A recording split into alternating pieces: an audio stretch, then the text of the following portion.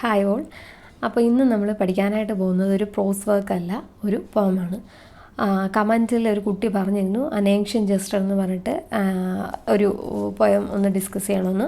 അപ്പോൾ ഞാൻ വിചാരിച്ചു അത് ചെയ്യാമെന്ന്. അവർക്ക് ഫെബ്രുവരിയിൽ എന്തോ എക്സാം ആണെന്ന് പറയുന്നതുകൊണ്ട് അത് ആദ്യം ചെയ്യാമെന്ന് വിചാരിക്കുകയാണ്. പിന്നെ നമുക്ക് പ്രോസിൻ്റെ എസ്സേസ് ചെയ്യാമെന്നാണ് വിചാരിക്കുന്നത്.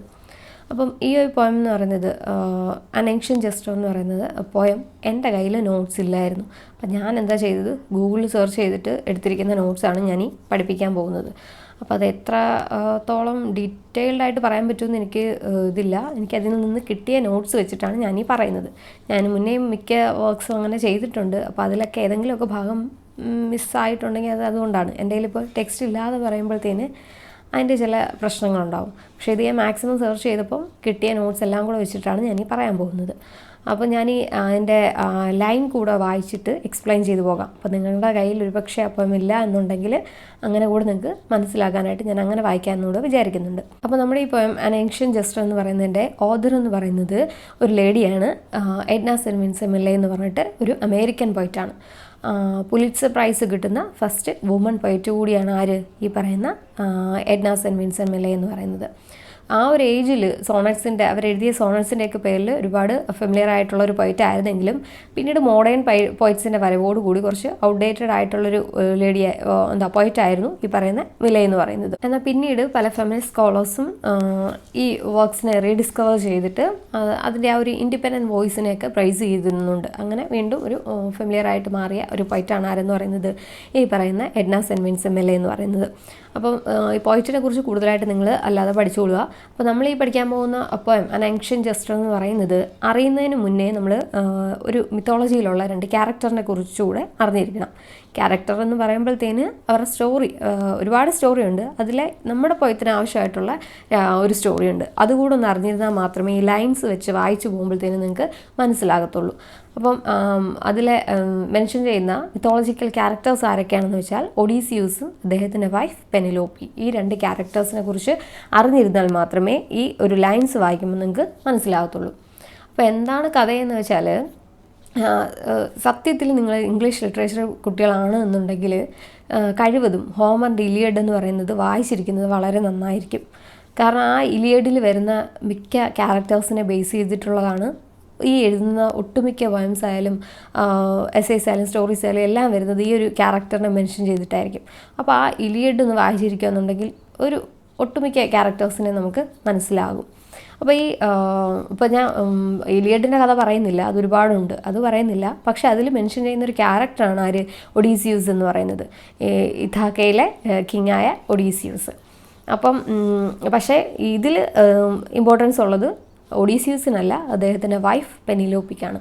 അപ്പം അവരുടെ കഥ അറിയണമെന്നുണ്ടെങ്കിൽ നമ്മൾ ഒഡീസിയൂസിൻ്റെ കഥ കൂടെ അറിയണം. അതിനാണ് ഈ പറയുന്നത്. എന്താ കഥയെന്ന് വെച്ചാൽ, ഈ പെനിലോപ്പി എന്ന് പറയുന്നവർ അവരുടെ മകനാണ് ടെലിമാക്കസ്.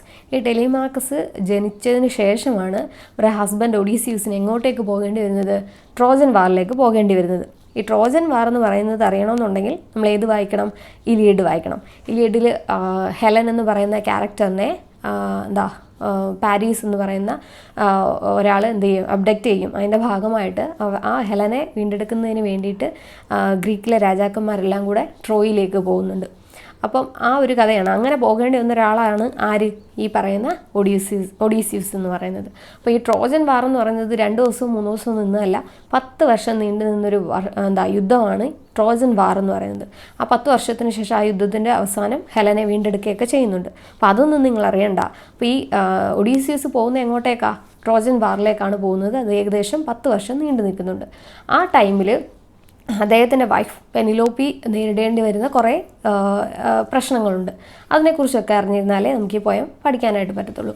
അപ്പം ഇദ്ദേഹം 10 വർഷം യുദ്ധം നീണ്ടു നിൽക്കുന്നുണ്ട്. അതിനുശേഷം തിരിച്ച് ഇതാക്കയിലേക്ക് വരാൻ ശ്രമിക്കുന്നുണ്ടെങ്കിലും പിന്നെയും 10 വർഷം കഴിഞ്ഞിട്ടാണ് അദ്ദേഹത്തിൻ്റെ രാജ്യത്തിലേക്ക് വരുന്നത്. അപ്പം 20 വർഷം ആര് സെപ്പറേറ്റഡ് ആയിട്ടാണ് ജീവിക്കുന്നത്, ഈ പറയുന്ന ഒഡീസിയൂസും പെനിലോപ്പിയും സെപ്പറേറ്റഡ് ആയിട്ടാണ് ജീവിക്കുന്നത്.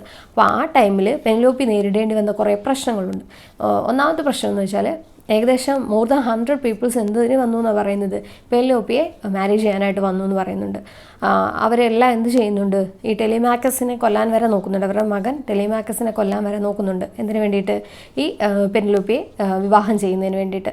ഈ പെനിലോപ്പി എന്ന് പറയുന്ന ക്യാരക്ടർ മറ്റു പലതിലും പറയുന്നുണ്ട്, സിമ്പിൾ ഓഫ് മാരിറ്റൽ ഫിഡലിറ്റി എന്ന് പറയുന്നുണ്ട്. അതായത് തൻ്റെ പാർട്ട്ണറോട് എത്രത്തോളം ഫെയ്ത്ത്ഫുൾ ആകാമോ അത്രത്തോളം ഫെയ്ത്ത്ഫുൾ ആയിരിക്കാൻ ശ്രമിക്കുന്ന ഒരു ലേഡിയാണ് ആര്, പെനിലോപ്പി എന്ന് പറയുന്നത്. പക്ഷെ മറ്റു ചില കഥകളിലല്ലാതെയും പറയുന്നുണ്ട്. എന്തായാലും നമുക്കിടെ ഇതിൽ പറയുന്നത് എങ്ങനെയാണ്, അവർ അത്രത്തോളം ഫെയ്ത്ത്ഫുൾ ആയിട്ടുള്ള ലേഡിയാണ് പെനിലോപ്പി. അതുകൊണ്ട് തന്നെ ഈ ഒരു 20 വർഷത്തിനിടയ്ക്ക് ഇവരെ വിവാഹം ചെയ്യാനായിട്ട് വന്ന സ്യൂട്ടേഴ്സിൻ്റെ മുന്നിൽ ഇവർക്ക് പിടിച്ചു നിൽക്കാൻ വേണ്ടിയിട്ട് അവരിപ്പോഴും കഴിയുന്ന എന്ത് വിശ്വാസത്തിലാണ്, ഈ ഒഡീസിയസ് തിരിച്ചു വരുമെന്നുള്ളൊരു വിശ്വാസത്തിലാണ് പെനിലോപ്പി കാത്തിരിക്കുന്നത്. അപ്പോൾ അവർ ഈ വന്ന സ്യൂട്ടേഴ്സിനോട് ആദ്യം പറയുന്നുണ്ട്, അവരുടെ ഫാദറിലേക്ക് വേണ്ടിയിട്ട് ഒരു ബറിയൽ ഷ്രൗഡ് ഇവർ വീവ് ചെയ്തുകൊണ്ടിരിക്കുകയാണ്. അപ്പോൾ എന്നിത് കംപ്ലീറ്റ് ആകുന്നു അന്ന് ഇതിലൊരാളെ അവർ വിവാഹം ചെയ്യാമെന്നൊരു വാക്ക് കൊടുക്കുന്നുണ്ട്. ആർക്ക്, ഈ സ്യൂട്ടേഴ്സിന് മുന്നിൽ. പക്ഷേ ഇവരെന്താ ചെയ്യുന്നതെന്ന് വെച്ചാൽ, ഡേ ടൈമിൽ ഒരു വ്യൂ ചെയ്യുന്ന ആ ബറിയൽ ഷ്രൗഡ് അവർ എത്രത്തോളം വർക്ക് കംപ്ലീറ്റ് ആക്കുന്നോ അത് നൈറ്റിൽ പോയിട്ട് എന്ത് ചെയ്യും, അൺഡു ചെയ്യും. അപ്പം കംപ്ലീറ്റ് ആകുകയില്ല. ഇത് ഈ ഒരു പ്രോസസ്സ് ഇങ്ങനെ തുടർന്നുകൊണ്ടേയിരിക്കും. എന്ന് വെച്ചാൽ അവർക്ക് വേറെ മാർഗ്ഗമില്ലാത്തതുകൊണ്ട് അവരാ വാക്ക് ഇങ്ങനെയല്ലേ ഒരു വാക്ക് കൊടുത്തിരിക്കുന്നത്, എന്നത് കംപ്ലീറ്റ് ആകുമോ അന്ന് മാരേജ് ചെയ്തോളാം എന്നുള്ള വാക്ക് കൊടുത്തത് കൊണ്ട് അവരെന്ത് ചെയ്യും, അതൊരിക്കലും നടക്കാതിരിക്കാൻ വേണ്ടിയിട്ട് ഇവർ രാവിലെ ചെയ്യുന്ന ജോലി അവർ രാത്രി അത് പഴയ പോലെയാക്കും. അപ്പോൾ ഈ പ്രോസസ്സ് ഇങ്ങനെ കണ്ടിന്യൂ ചെയ്തുകൊണ്ടേയിരിക്കും. ഈ ഒരു ട്രിക്ക് ഉപയോഗിച്ചിട്ട് പെനിലോപ്പി ഏകദേശം 3 വർഷത്തോളം ഈ സ്യൂട്ടേഴ്സിന് മുന്നിൽ പിടിച്ചു നിൽക്കുന്നുണ്ട്. എന്നാൽ ഈ ഒരു ട്രിക്ക് ഇവരുടെ ഒരു മെയ്ഡ് മിലാന്ത എന്ന് പറഞ്ഞിട്ടുള്ള ഒരു മെയ്ഡ് കണ്ടുപിടിച്ചതിന് ശേഷം ഇവർ ഈ സ്യൂട്ടേഴ്സിനോട് പോയി പറയുന്നുണ്ട്, എന്താ പെനിലോപ്പി ഇങ്ങനെ ഒരു ട്രിക്കാണ് ചെയ്യുന്നത്, അതുകൊണ്ടാണ് ഈ ഒരു വീവിങ് എന്ന് പറയുന്ന പ്രോസസ്സ് കംപ്ലീറ്റ് ആകാത്തത് എന്ന് പറഞ്ഞു കൊടുക്കുന്നുണ്ട്. അതിനുശേഷം പെനിലോപ്പിക്ക് എന്ത് ചെയ്യാൻ സാധിക്കുന്നില്ല, ഈ ഒരു ട്രിക്ക് പിന്നീട് അവരോട് പറയാൻ കഴിയുന്നില്ല. അങ്ങനെ 3 വർഷത്തിന് ശേഷം അവർക്ക് അടുത്ത എന്തെങ്കിലും കണ്ടുപിടിക്കേണ്ടി വരുന്നുണ്ട്. ആ ഒരു ടൈമിലാണ് ഇവരടുത്ത ഒരു ഉപായം ഇവരോട് പറയുന്നത്, anyone who can string Odysseus rigid bow and shoot an arrow through 12 wax heads I will marry him. എന്താ ഈ പറയുന്ന, നമ്മൾ കേട്ടിട്ടില്ലേ വില്ല് കൊലയ്ക്കുക എന്ന് പറയത്തില്ലേ, ആ വില്ല് കൊലച്ച് 12 wax headsൻ്റെ ഇടയിലൂടെ ആർക്കാണോ ഷൂട്ട് ചെയ്യാൻ കഴിയുന്നത് അയാളെ ഞാൻ മാരേജ് ചെയ്തോളാം എന്നൊരു വാക്ക് ഇവർ ലാസ്റ്റ് കൊടുക്കുന്നുണ്ട്. രണ്ടാമത്തെ ഐഡിയ അതാണ്. പക്ഷെ അത് ഏകദേശം കുറേ ലാസ്റ്റ് സ്റ്റോറിയുടെ ക്ലൈമാക്സിനോട് അടുക്കുമ്പോഴാണ് ഇങ്ങനൊരു ഇത് പറയുന്നത്. ആ ടൈമിൽ ഒഡീസിയസ് തിരിച്ചു വരുന്നുണ്ട്. അത് ഒഡീസിയസ് തന്നെയാണ് ചെയ്യുന്നത്. ഇവരങ്ങനെ പറയുന്നത് എന്താ, അത് ഒഡീസിയസിന് മാത്രമേ സാധിക്കൂ എന്നുള്ള വിശ്വാസത്തിലാണ് അവരത് പറയുന്നത്. അതിലവർ വിജയിക്കുന്നുമുണ്ട്. അങ്ങനെ ഒരു കഥയാണ് ഒഡീസിയസിൻ്റെയും പെനിലോപ്പിയുടെയും പറയുന്നത്. പക്ഷേ നമുക്ക് അത്രയൊന്നും വേണ്ട, അത് ഞാൻ നിങ്ങൾക്ക് ജസ്റ്റ് മനസ്സിലാക്കുന്നതിന് വേണ്ടി പറഞ്ഞതാണ്. നിങ്ങൾ എന്തുമാത്രം അറിഞ്ഞിരുന്നാൽ മതി, ഈ 20 years ഉള്ള പെനിലോപ്പിയുടെ ആ ഒരു വെയിറ്റിംഗ് ഇല്ലേ, അത് മാത്രം അറിഞ്ഞിരുന്നാൽ മതി. അതിനിടയിൽ അവരനുഭവിച്ച കുറേ കാര്യങ്ങൾ.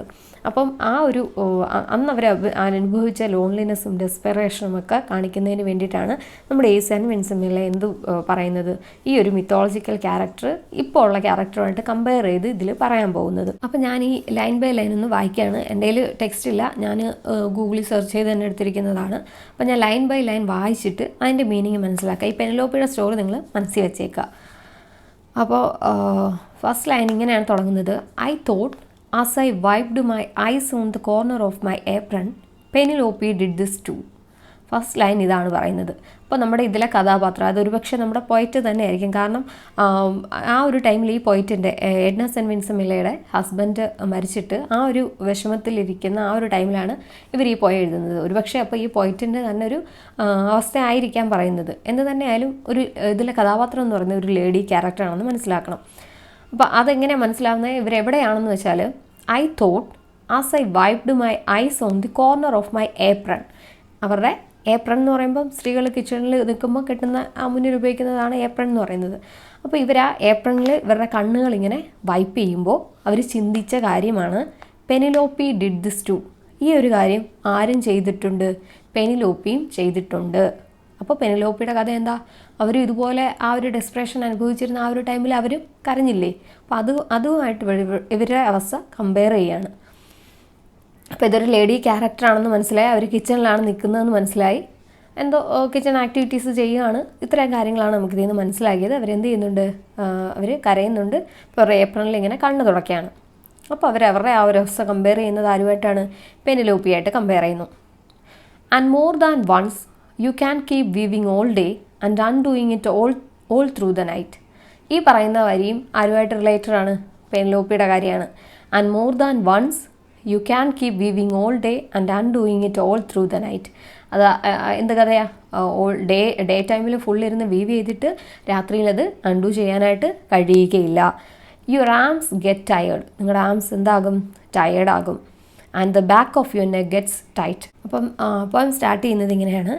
ഫസ്റ്റ് ലൈൻ തുടങ്ങുന്നത് I thought as I wiped my eyes on the corner of my apron Penelope did this too. ഇതാണ് ഫസ്റ്റ് 3 ലൈൻസ് എന്ന് പറയുന്നത്.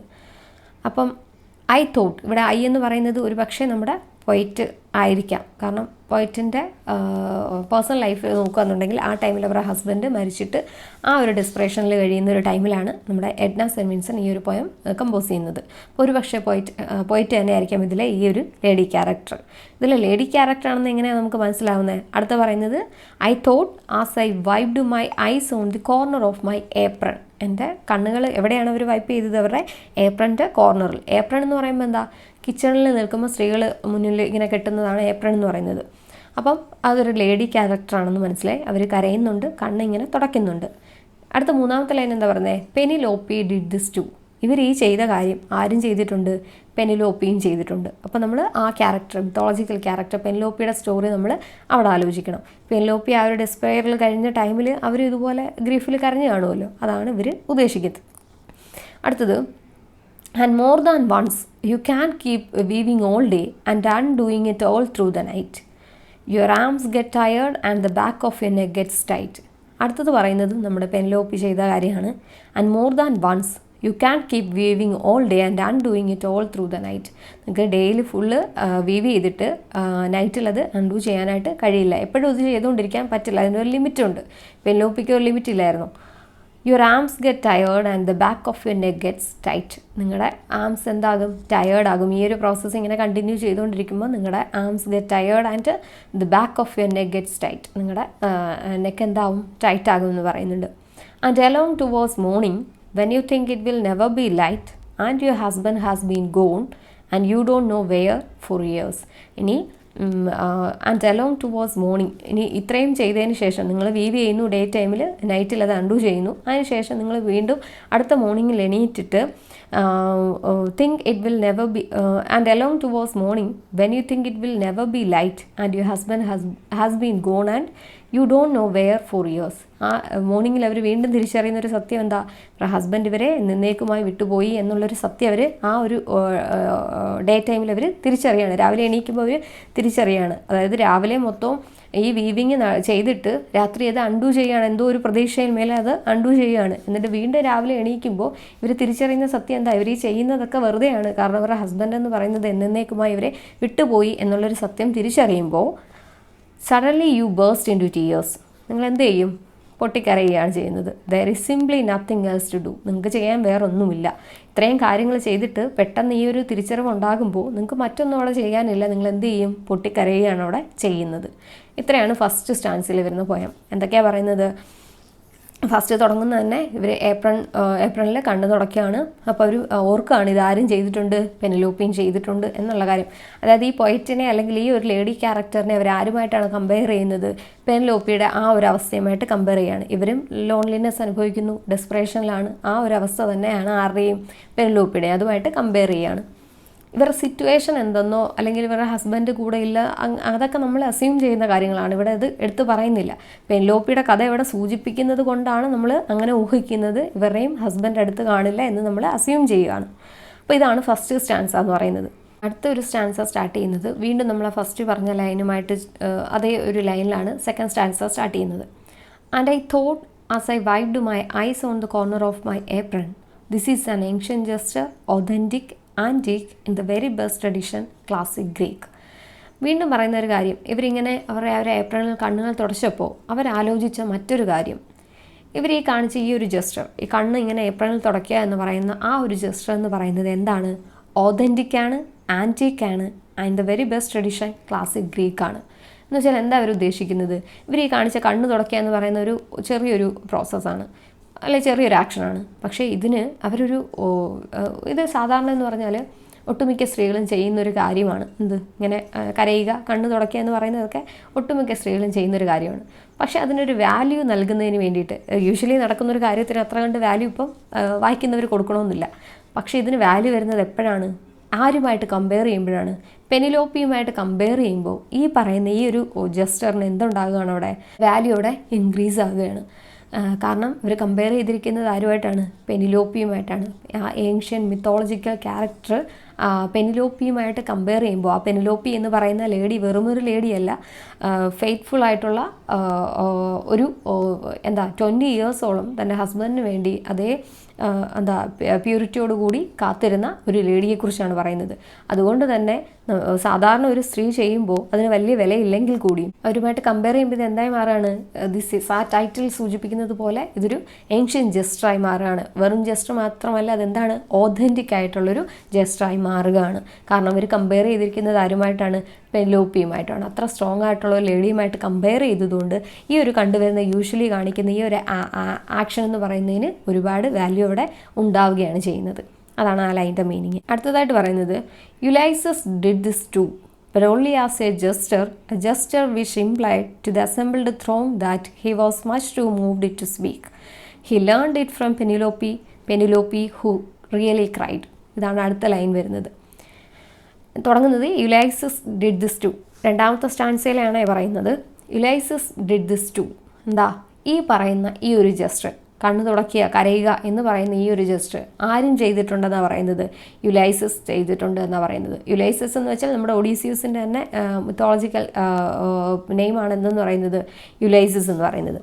അപ്പം യുലൈസസും ഇത് ചെയ്തിട്ടുണ്ട് എന്ന് പറയുമ്പോൾ നിങ്ങൾ യുലൈസസിൻ്റെ കഥ അറിയണം. നമ്മൾ പറയുന്നുണ്ട് 10 വർഷം യുദ്ധത്തിന് ശേഷം തിരിച്ചു വരുന്ന യുലൈസസ് പെനിലോപ്പിയുടെ അടുത്തെത്തുന്നത് പിന്നെയും 10 വർഷങ്ങൾ കഴിഞ്ഞിട്ടാണ്. അതായത് ടോട്ടൽ 20 വർഷം കഴിഞ്ഞിട്ടാണ് ഇഥാക്കയിലേക്ക് അദ്ദേഹം തിരിച്ചു വരുന്നത്.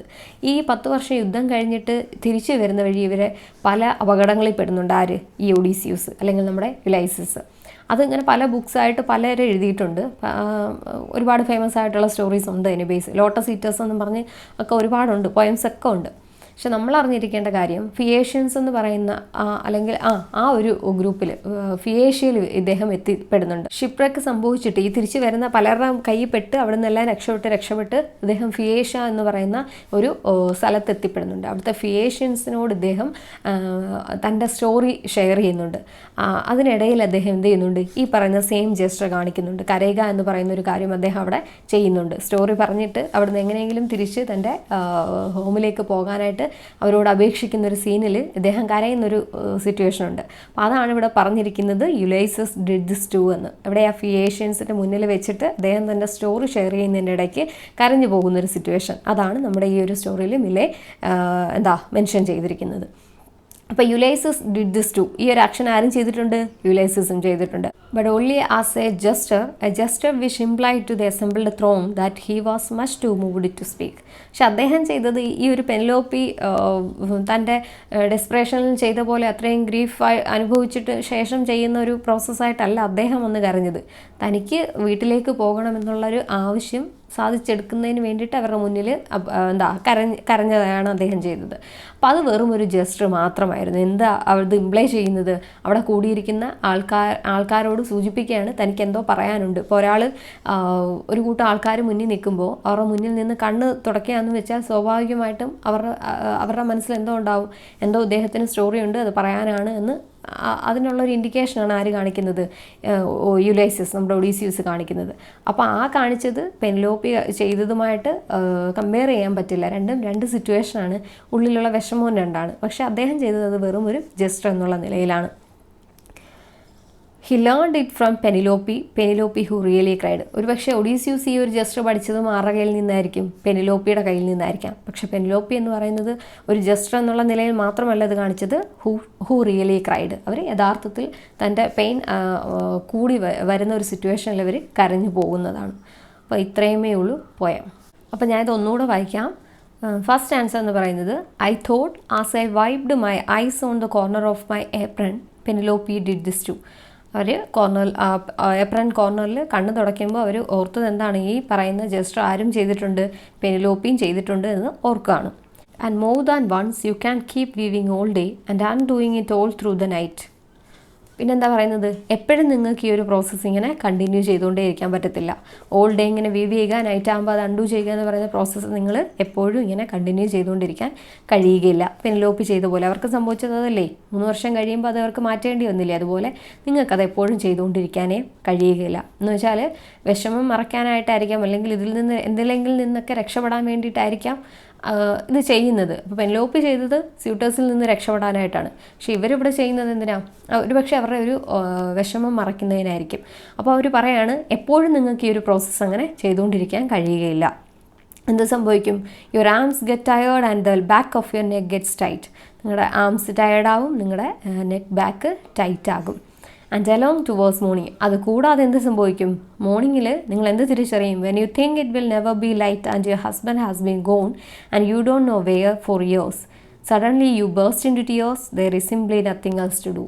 ഇത്രയുമൊക്കെ ചെയ്തിട്ട് രാവിലെ എണീക്കുമ്പോൾ നിങ്ങൾ സത്യം തിരിച്ചറിയുമ്പോൾ, അതായത് ഹസ്ബൻഡ് എന്നേക്കുമായി പോയി എന്നുള്ള സത്യം തിരിച്ചറിയുമ്പോൾ എന്ത് ചെയ്യാനേ കഴിയുകയുള്ളൂ, പൊട്ടിക്കരയാൻ മാത്രമേ കഴിയുകയുള്ളൂ, വേറൊന്നും ചെയ്യാൻ സാധിക്കുകയില്ല.